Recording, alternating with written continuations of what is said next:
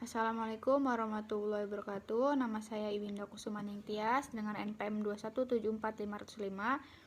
Mata kuliah alat penangkapan ikan. Di sini saya akan menjelaskan mengenai klasifikasi alat penangkapan ikan. Nah, klasifikasi alat penangkapan ikan menurut Y2Taka. Seorang ahli perikanan dari Jepang telah membagi cara penangkapan ke dalam 3 klasifikasi sebagai berikut. Yang pertama, fishing with net gear atau penangkapan dengan menggunakan alat tangkap berupa jaring sebagai alat tangkap pokoknya. Contohnya yaitu pursein. Pursein atau bisa juga disebut pukat cincin adalah salah satu alat tangkap yang khusus digunakan untuk menangkap ikan pelagis. Pengoperasian alat tangkap pursein dilakukan dengan 2 tahap yaitu setting dan hulling. Setting adalah proses penurunan jaring dan hulling yaitu proses pengangkatan tali kotor dan badan jaring ke atas kapal. Di sini ada contoh gambar alat tangkap pursein dan cara pengoperasiannya. Yang kedua ada trawl. Satu trend trawl yaitu trawl yang ditarik pada bagian buritan kapal. 2 sled trawl yaitu trawl yang pada waktu operasinya ditarik pada sisi kapal. 3 double ring trawl yaitu trawl yang ditarik melalui 2 rigger yang dipasang pada kedua lambung kapal. Itu adalah contoh pengoperasian atau cara pengoperasian alat tangkap trawl. Di bagian bawah sini tertera gambar alat tangkap trawl. Selanjutnya, fishing with line gear adalah penangkapan dengan menggunakan alat tangkap berupa tali dan pancing. Kadang-kadang digunakan juga joran atau gandar sebagai alat bantunya. Contohnya yaitu ada long line, hand line atau pancing ulu, trolling atau pancing tonda, dan pole and line. Contoh long line dan cara pengoperasiannya. Cara pengoperasiannya, jaring perawai dan rawai tuna alat penangkapan ikan ini disebut rawai karena untuk alat sewaktu dioperasikannya adalah rawe-rawe. Rawe adalah bahasa Jawa yang berarti semua yang ujungnya bergerak bebas. Rawai disebut juga dengan long line yang secara hafifah dapat diartikan sebagai tali panjang. Hal ini karena alat ini konstruksinya berbentuk rangkaian tali temali yang disambung sehingga merupakan tali yang panjang dan beratus-ratus kali cabang. Di sini tertera gambar alat tangkap long line.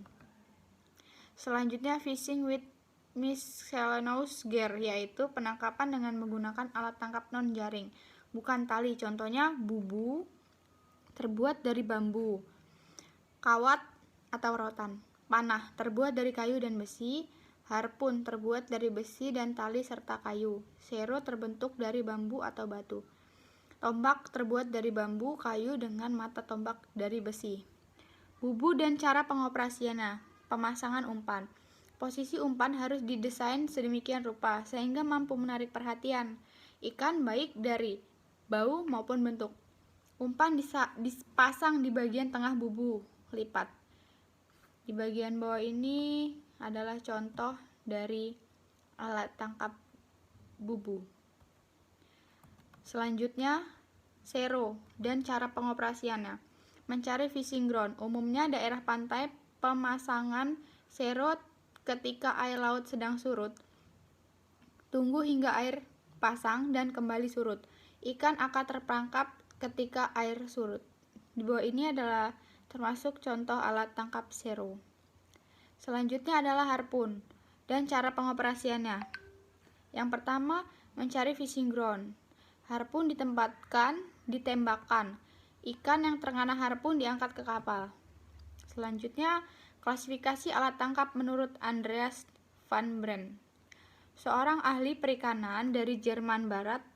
Dalam usahanya untuk memudahkan pengenalan dan pemahaman berbagai jenis alat tangkap, membagi 15 klasifikasi alat tangkap sebagai berikut. Yang pertama, fishing without gear atau penangkapan tanpa alat ialah usaha penangkapan ikan maupun hasil laut lainnya. Pada prinsipnya tanpa menggunakan alat yang berarti. dan umumnya dilakukan oleh satu orang saja. Contohnya, memungut, jerat